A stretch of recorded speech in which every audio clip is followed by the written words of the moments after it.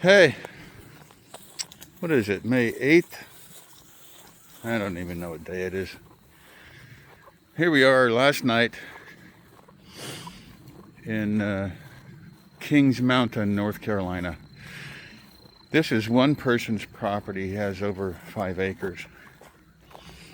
And he mowed this trail through the woods along his perimeter, bordered by a creek over here. There's a pond he dug out there. It rained good last night, snapped our awning. It was put out all the way, and the rain got so heavy on it, it broke a shaft on the motor. And down it came, made a big noise. But this is the border of his property here. Kind of a grayish, silty creek, but no, you don't drink that water. Let's go. I'm not. The water's too still, and you can get giardia out of it. There they go. Okay. I'm afraid she might have got some of that yesterday. Nonetheless, this is at least a good 2-kilometer walk. I don't know how many miles that is. 1. So we try to take it every day. It's like dog Disneyland here, paradise. They just run with these leads on and see something like a deer or a squirrel or coyote, and they go chasing after it without yanking my arm off, and then they come back. They love doing this. This is what they're bred to do. Lead me and scout the area, hunting whatever they can do. There's a bird. Yeah, they're flushing birds out. Get you a little closer. This is more what my view's like. Not so far away or wide angle. Yeah, so our awning snapped, crashed to the ground on one side, made a lot of noise. Raining hard, middle of the night. The ground is still wet from it. It stopped raining about 10 a.m. today. But last night we thought, well, if it gets windy, it's going to tear this thing up. So we had to get out there. I had rain gear and shorts and like Crocs on, you know. Heidi went out there with the flashlight to help me, and we could see what the damage was, what happened. But how then do you secure everything? It's kind of half stuck up on the trailer, attached. The tarp is attached to the trailer, and the rolling arm that rolls everything up to roll it up against the trailer. It's a big aluminum tube, and it's broken. It's sitting one end of it down on the ground, the other end's up in this arm carriage that holds it against the trailer. We had to get a screwdriver out. I lost the bit in the grass. There was no way finding that. Little square head bit. So I happen to have, fortunately, a hand one. Standard screwdriver with the right end on it, and got the set screw out, pulled the aluminum tube off, set it down on the ground so that things wouldn't be torn apart if it got windy. And then it stopped raining this morning, and so we have to pack up and go. I rolled it all up, drained all the water off it, attached, zip tied the arms up to the trailer because they're kind of spring loaded and they want to stick out if you don't have it secured to the trailer. So can't go down the road like that. So I zip tied those up, and it was not raining, fortunately. Ground was just a little bit damp, not muddy like this. It was just grass field. where we are actually parked at the trailer and camped at. So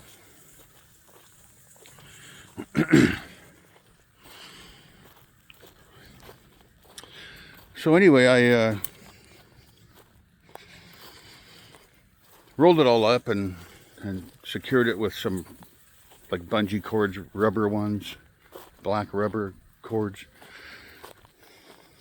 and then said, how am I going to haul this 20-foot tube? It's too long to put on top of the truck, too long to put side of the truck or the trailer. There's nowhere to attach this thing on a trailer. I could put it on the roof, but the roof of a trailer is not meant to have anything on it. It's a membrane. It might be tough, but I hate to put anything up there. So I thought, well, maybe I can put it underneath it. So I tried that and I did it. I put it over the axles and tied it up to the spare tire in the back. There's a spare tire that comes down with a cable. So we bungee corded around that. And then I put another bungee cord through a steel member of the frame up front, and then put a ratchet strap to really cinch it up tight. Might have put a little tiny bow in the thing, but it's tight. And sits about 8 inches above the ground underneath. And so we have an appointment to get that fixed on the 11th, not very many days from now. Once we're up in Virginia, place not far, 9 miles from where we're camped. Trying to make appointments with these guys though. They're also busy. Week out, 2 weeks out. Oh, we don't do that. We don't work on Brinkley's. We don't do warranty work. Here's a guy that does brakes. He's busy. 2 to 3 weeks out, you have to get way ahead of yourself and say, I got to travel without brakes for a month now. Well, I'm not traveling every day, but you know. So why is it failing? Maybe they'll just bypass the whole system. This ABS braking thing. Make it just on or off. I'll control it with the truck. Simplify it. Anyway, who knows? We can stop. It's just dangerous because if the trailer starts acting up because of the weight distribution's wrong on it, or you really have to come down a downgrade for a long ways, you're gonna wear your brakes out. So we do 20 miles an hour, 7% grades, second gear, first gear sometimes. Stay off the brakes. Sean, the pro truck driver, says,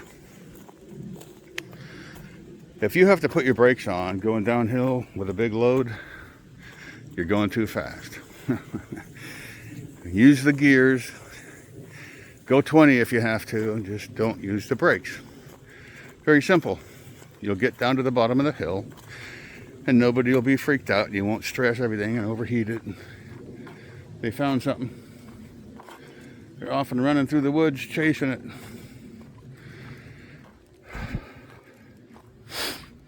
This is just beautiful this time of day. Sun's starting to go down. It's that golden hour, you know. Things turn a little bit yellow. Yeah. Good part of the day. So this is a hardwood forest. These trees don't have tap roots. It rains so much here. They just get watered like they're in a garden. So they easily fall over when they get weak or wind comes up. They just fall over. They're back. So we have ash, hickory, oak, live oak, maple. There's some maple in here. I just realized what a hickory leaf was shaped like today. I saw it in a town called Hickory we went through. And their sign says, "Welcome to Hickory." Giant 20-foot tall leaves shaped like the hickory leaf. So now I know, at least I think I do. So what we did today was we went out to a place called Carolina Leg Company. They make those little mannequin legs like in A Christmas Story. No, they don't. They make table legs and chair frames and table frames. They make whole tables, they make furniture. But they specialize in making legs for tables or chairs. The kind you can screw on, bolt on. And they make metal legs as well. They've got every kind of leg you want. Well, I looked at them online and I saw that they were in North Carolina. Carolina Leg Company. And so we went out there just to pick up some legs for our epoxy table we made last year. It's in storage waiting for legs. And I said, called the guy up, said, "We're from Washington State. We knew you were in Carolina. Thought maybe we could pick up some legs that we like from you while we're here in North Carolina. But hopefully we can save the cost of shipping." And he goes, "Yeah, sure. Yeah, I bring cash and you won't even have to pay taxes." I'm like, "Oh, cool." That's how things are done. And weird, this place is a huge factory. There's no big sign on it. You just find it online, Google Maps. I even put a review on it with pictures now. More pictures of where they are, the building. They have used almost every single square foot of this giant building to make table legs and chair frames. The reason I know that is he said, I asked him, "Can I go see your operation?" He was all so glad to see us. He goes, "You guys are from Washington State?" He's all excited. "Yes, we can easily do that." Through texting, I had a total of 4 texts with the guy. I asked him, he responded yes. And I had told him in the first text what the dimensions were. He goes, "So to be clear, you want this size?" And I corrected it. And then he goes, "Okay, we'll have them for you in 2 days. Powder coated, custom made, welded to his own standard design he already made, but to my height and width." And so he said no problem. And I thought he was just like the office manager or something. He's the owner. He's 34 years old. His name's Charlie. I got pictures of him in the review. I might add one to here when I edit this film, but it was so awesome. I said, "Can I see your operation? Do you mind? Because I like your metal legs and I was a welder by trade. I see what you're doing here. What kind of welding is this? I think I know." And he goes, "I don't know. I'm not sure." He's a wood guy, right? But he has a metal department. And Heidi's got the dogs on the leashes. And she thinks that we can bring these dogs into a factory. And I'm like, "I don't think so."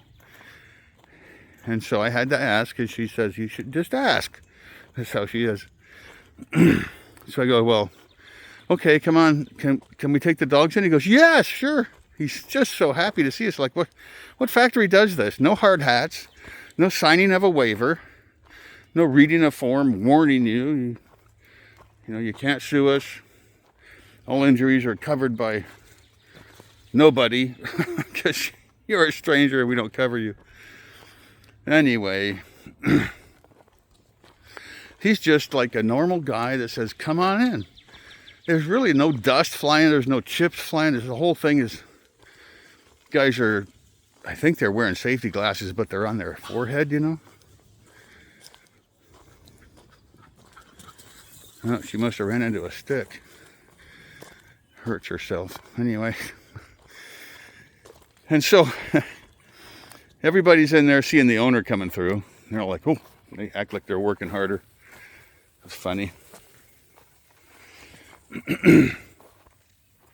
But he takes us on a tour. He goes, this is our wood part, the side of it. And it's giant. It's like, I don't know, 300 feet to the other wall. And it's full of, you know, ventilation, what do they call it? Dust vacuum tubes to get all the dust from sawdust cutting. And there's piles of lumber getting glued up, machines to do it. He's explaining a few things really quickly, but he's just happy to see us. Looking at the dogs, asking about them, saying, oh, that'd be so cool. So you guys are from Washington State, you're traveling? Oh, I want to do that so bad. I can't travel an hour. I have 2 kids in this job. And I'm like, yeah, I know. He goes, so you're retired, right? And I go, yeah, only way we could do this. Unless you're super rich, you know, you hand off all your responsibilities to someone else for a while. But anyway, he takes us through and he says, we also do framing. I go, framing? I mean, like picture framing? He goes, no, we make frames for chairs and someone else upholsters them. He makes high-end furniture. I think he said Lee Furniture. Buys a lot from them. They have a curved plywood part. I think they have that done somewhere else, but they assembled the curved plywood like the back of a chair would be curved, you know. Anyway, they have stacks and stacks of turned legs, all kinds of legs, table legs, big table legs, small table legs, chair legs, those beautiful turned stuff they make on a lathe. Stacked around us, just sitting around waiting to get finished. They have a finishing room. And then he takes us way at the end, and I'm starting to take photos. Heidi says, take photos, take photos. I don't want to take the time to do a video like this, or I wouldn't really pay attention to what's going on. So I was excited too to see it. And he's just like the most cordial owner you'd ever get to know, want to know. He's just another guy. He has his office, and he's telling us all about his job and how he started it with his brother 6 years ago, or was it? Yeah, and then they just moved into this building because they were growing so fast. It's a lot of stress, but he loves the work. He still does some of the manual work, the cutting and gluing and turning, whatever that is, that he needs to do. And so he and his brother started this leg company. Who knew there was such a niche? And he's just doing well, but he's got high stress. He goes, the stress is what kills me. The finances, you know, these giant bills that come in, and you're like, oh boy. Trying to juggle something, it's just, you know, a medicine ball. It's like trying to juggle this giant thing. Too heavy. So we prayed for him. We wished him well. And we get to the welding area, the metal part. And there are 3 guys with like leather aprons on. One has a welding helmet. And they see me with the camera, the phone sticking up, and they're waving. Hey! Get the owners with me. And they're like, hey! They think they're famous now, so I went to see the welder. He goes, that's our welder there. It's very simple. I didn't see a jig. I don't know how they're doing it. You know, making exactly the same pieces, same shapes and angles over and over. There's one guy who cuts all the pieces and parts to the perfect length and angles. That probably comes with, you know, set up machines to do that. So from there, the welder assembles it. He's welding one as we speak. And I said, what kind of welding wire are you using? He goes, MIG. I know that, but that's the process. What kind of wire? He goes, 035, that's the size. What kind of wire? He doesn't understand. He doesn't order the wire, he just welds. And so I said, can I look at it? He goes, sure. I open up his machine. There's a spool of wire in there, and I have to stare at it for a minute. Oh yeah, here it is. 70S6. He looks at me like, so. That's the kind of wire you're using. High quality steel wire. And it's probably short arc. It's not pulse, it's short arc. Some of the easiest stuff you can use, but it's good for sheet metal or thinner members, which these are like 1/8 of an inch walls on these tubes. Perfect stuff. In my opinion, he had it set a little bit cold, but he's doing fine. It worked. A little bit cold, not too much. Here we are about where I started, but I didn't start filming right away. So if you look over here, you can see our trailer and truck parked at the top of this long hill. There's a outbuilding, a few things parked in this tall grass. The dogs like to run in the tall grass. It's taller than they are. But you see that? Big hayfield, and he didn't mow it like this for our trailer. He said, I'm sorry, I'm really busy. I've got 5 kids and a job. I build tiny houses and tiny offices, and I'm behind schedule, so he's working the weekend when we got here on Sunday. Still hasn't been out here, but we text with him in the evenings. Some more outbuildings down there and another RV I suspect he used for a while here. Old water tank, tractor with a mower behind it. Golf carts, some picnic tables, and over in this area where the exit is, you see the road going out by those picnic tables, goes over a culvert, little creek, and then there's a dugout basement quite a ways over there by the entrance, and he, I think, has plans to build a house here. Such potential. He's got this building sitting on a flatbed over here, the framing of it. That's a steel building. You need to erect it, bolt it together, make a foundation first, but he's got plans. These 2 buildings, these 2 sheds are filled with windows, vinyl windows, and some doors, parts and pieces to fill up that building or whatever building he's going to put up. And then we're parked over there. So, beautiful evening. Sun shining on the clouds. Clouds are moving. The rain has stopped.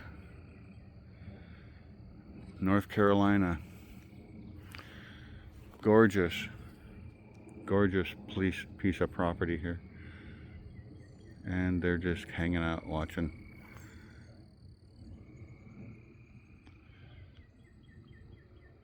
Yeah. Listening to the birds and waiting for me to move. All right, you guys. We're enjoying ourselves out here, meeting people. We didn't meet anybody this time, but on the property. And we're talking to a lot of people. It seems like I haven't met a single non-Christian yet. I probably did, but I didn't ask them. So people that work behind the counter and stuff, wearing funny jewelry in their face and funny colored hair, who knows. But anyway, we're really enjoying this Bible Belt business.